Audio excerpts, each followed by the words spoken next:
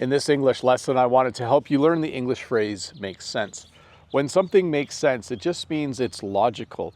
If it's something that someone designed, they designed it in a logical way, in a way that makes sense. There's a store in North America called Costco. It's a large store, and everything there makes sense. The size of the shopping carts makes sense. They're larger than a normal store. The way the parking lot lines are put out makes sense. They leave extra room between vehicles, probably because the carts are wider. The way the store is laid out makes sense. Everything just makes sense when I go there. It's a really cool place to go. It's designed to be efficient and logical, and I'm usually happy when I'm shopping there. But you know what doesn't make sense? Government offices. I'm sure this is the same in every country around the world. I went to a government office today to renew one of my cards. You know how you have driver's license and health cards and all that kind of stuff. I went to renew a card, and the way that that office was set up just doesn't make sense to me. There were numbers, like I got a number, but my number was like PC 801. But then there were numbers that started with T and S and all different letters.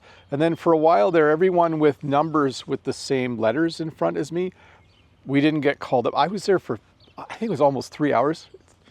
Sometimes stuff just doesn't make sense. I'm not sure how well that place was designed. So to review, when something makes sense, it's very logical and easy to understand. When something doesn't make sense, it's just very confusing and you don't understand why it was designed that way. Anyways, I got everything done I needed to, but I was a little frustrated. But hey, let's look at a comment from a previous video.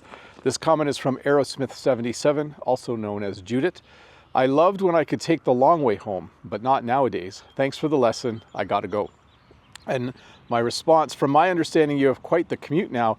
I hope it's going well. So Judith, thank you for that comment and for using the phrase long way home from the previous lesson. Very cool. But yeah, I understood from another comment you made.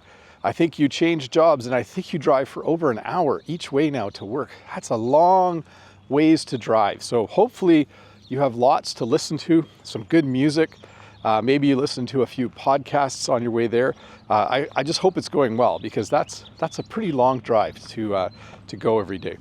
But hey, what was I going to talk about today? Well, I can talk about my commute. It's exactly 11 minutes every day, my commute. Because I live out in the country and I work in a town, not a city, there's just not a lot of traffic out this way. It was just a big tractor that went by. Those sometimes slow down my commute a little bit, but I have appreciated the fact that there's no real commute where I live. It's just awesome. So I feel bad. I did, though, a few years ago, like over 20 years ago, I worked at a school. Okay, that's exaggerating. About 18 years ago, I worked at a school in a nearby city just for a couple of years. And it was a 45-minute drive. And the road that you drove down, you couldn't pass anybody. It was just like one lane each way and you couldn't pass. And so you would drive the speed limit all the way to work and all the way home from work. And that didn't make sense to me. Sometimes traffic doesn't make sense to me either. But currently my drive to school makes sense. I leave when I want to leave and I'm there 11 minutes later every day, like clockwork. So I appreciate that. Anyways, thanks for watching. I hope you're having a good day. And I'll have another short English lesson ready for you in a couple days after you watch this one. Bye.